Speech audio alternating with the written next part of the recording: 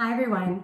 I'm getting lots of questions about how to properly put a mask on, and parents asking me how to teach their children how to properly put on and take off a mask. So I'm going to show you here. It's pretty simple. So masks come, of course, as fabric ones that your children might be using, or ones like this that look more like medical masks.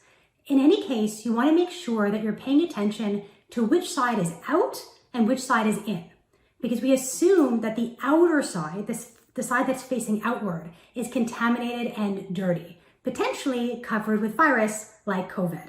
So many of these masks will have a colored side on the outside and a whiter side on the inside.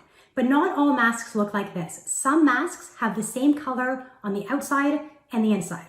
So when that is the case, I like to put a little sticker or a star or your initials on the outside so that kids know which side faces out, no matter what color the inside and the outside is. So you want to make sure you do that. And of course, if you have a fabric mask that has a photo or a picture or a design on the outside, your child learns that the outside is the contaminated side.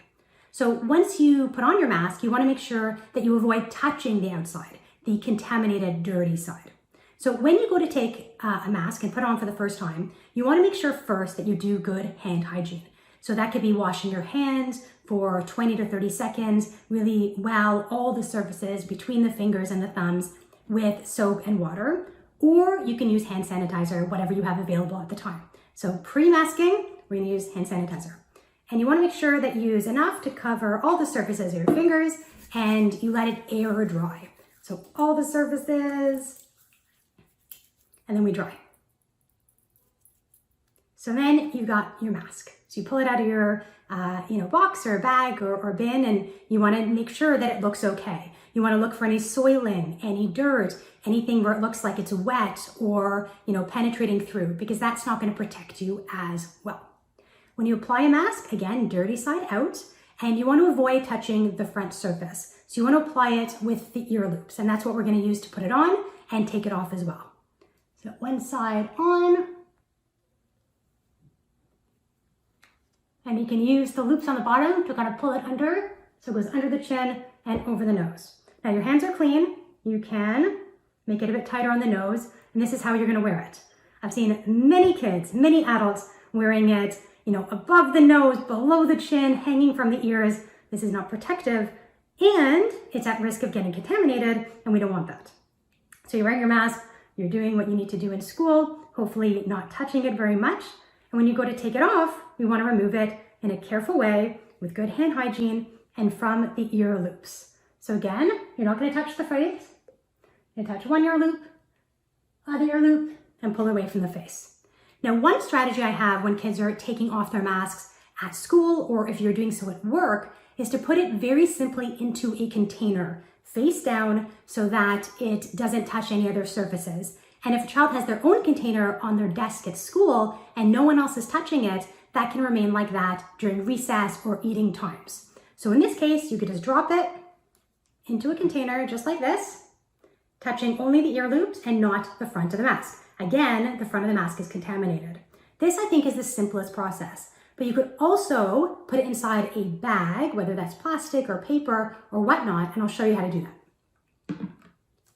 So you're going to remove it and touching only the ear loops. And again, the front is contaminated. So if you go kind of like this, so it's folded, now the cleaner part is folded, and you will not contaminate that with anything else, including your potentially contaminated hands. So you kind of hold it like this. You're touching a little bit the outside, but not so much.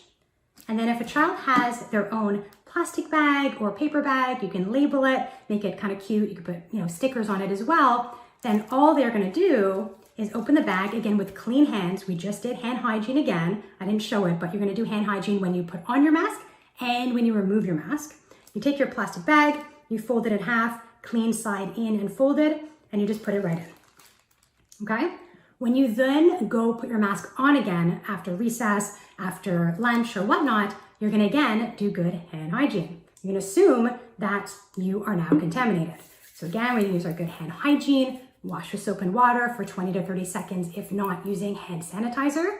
Let it air dry. And then when you take your bag or your container, you're going to pull from the ear loop, which is not considered to be contaminated. Holding it by the ear loop, you're going to open it up. And again, you're going to apply it from the ear loop, not touching the face. If you need to adjust the bottom, you kind of tug it that way, or again, you can tug it that way. You could, if you need to, touch the nose piece now, but again, then you'd wash your hands really well after. In this case, I didn't touch the face. I don't need to hand hygiene again, but better safe than sorry. There's no issue with that at all. Now, if it looks soiled, if it looks wet, if it looks dirty, that's gonna be the time that your child changes their mask. And that might happen a few times a day. So make sure you do send extra masks with your kids to school, always labeling the outside versus the inside, and show them that the front of the mask is the area that they don't touch, only the inside, and ideally just the earpieces. Hopefully that helps. Be well, stay healthy.